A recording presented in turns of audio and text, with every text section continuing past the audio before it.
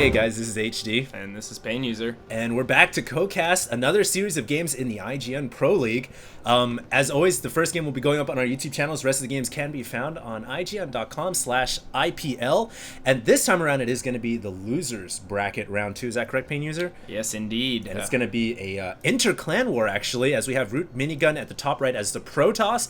And across the map on Xel'Naga Caverns, we have RootDrewbie. So this could be interesting. Yes, indeed. It's always a shame when two clanmates have to go up against each other, but rest assured, neither of them will hold anything back. There is $5,000 in the prize pool on the line, and it's always interesting when two clanmates play against each other in a tournament because you know each other's styles so well, and you know the builds that you're most comfortable with. So, Absolutely. So it makes it very interesting from a strategical point of view to see what the players do.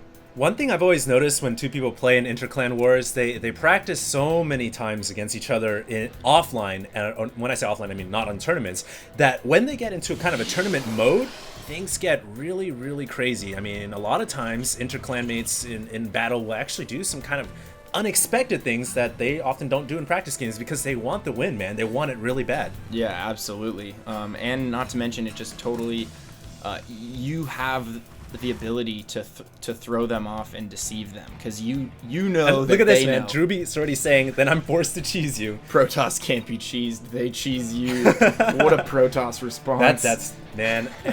So unbiased, true, I have to say that is so true. In a way. I mean, you can't really cheese this turn anymore. You can't build barracks before sliding. It's very difficult, and a lot of Protoss players are really experienced with holding off any kind of like 2 or 3 racks all in with Marines. Right. And they're so good with their force fields now that it makes it really difficult to get up that ramp. And even if you do get up the ramp, they can delay with so long with force fields that they're able to get the amount of units necessary to deal with any kind of all-in. So. Right. Oh, look at this though. Drewbie is going to be cheesing him, man. He's going to be building a proxy barracks. And this is a really good location, man. It's away from the Xel'Naga watchtower, so any probe that comes by won't see it. And how often does a Protoss player send a scouting unit around here this early on?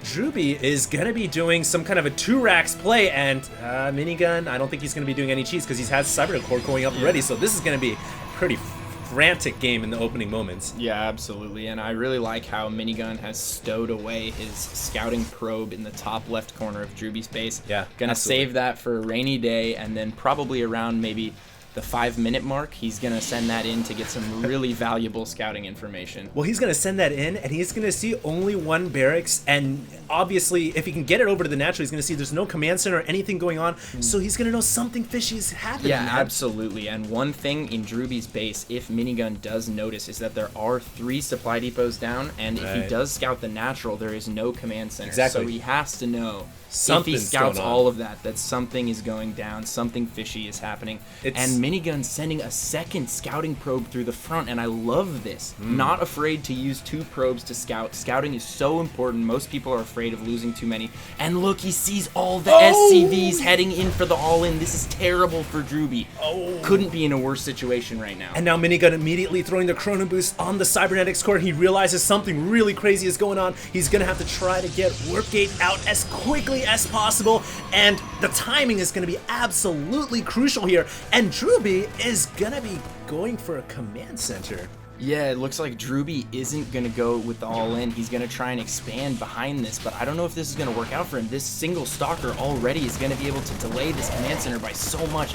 These Marines are unupgraded, going up against a stalker in small numbers. They're just going to get picked off. That SCV is going to get picked off, and this is a terrible situation for Drewbie, but Drewbie has ran a bunch of Marines into the main, and units are being warped in as we speak. Right, okay, so these Marines are inside the main of Minigun right now. Minigun also forced to pull probes off the line. We have another proxy pylon going on in the John Commons hallway, and it looks like Minigun is he's gonna lose this stalker, but man, these 2 players are both being so aggressive, and I honestly expect to see Minigun start to warp in some units in the back here, maybe a couple zealots just to do some damage in the back of Minigun's main, or Drewbie's main. Yeah, that pylon in John's Common Knowledge hallway is going to be the coup de grace, I feel like. There's nothing for Drewbie to stop this. All of his forces are committed to the contain at the bottom of Minigun's ramp, and now there's 2 zealots and 2 stalkers attacking the natural of Drewbie.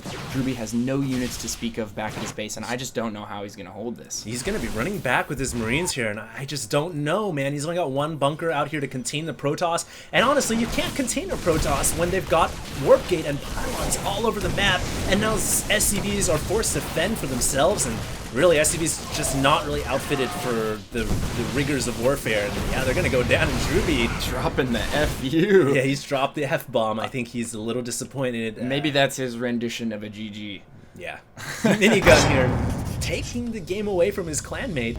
And hey, we were talking about players cheesing, and we were saying, you know, most likely the Terran's not going to cheese. And DrewBie goes ahead and he does it. He builds a proxy barracks, and I mean, it almost worked, if not for that brilliant, man, just absolutely brilliant scouting probe seeing those SCVs. Yeah, I totally agree with you. That probe was what really turned the tables. And also, I feel like if you're going to do something like what DrewBie did, you have to be much more one-dimensional. Yeah. You need to either go completely all in and do it with 3 Raxes and forget it. Even if he scouts your SCVs, just keep going. I mean, honestly, once you've committed that much, you have the proxy racks on the other side of the map, you haven't dropped a command center, you haven't got gas, you haven't invested in any upgrades, you're going to lose. And GG indeed. Minigun takes the first game 1-0, and that's a quick, devastating loss for DrewBie. I do believe it's a best-of-3 series, so hey man, Minigun's got the advantage going into game 2, and stay tuned guys. Next game, once again, can be found on IGN.com/IPL.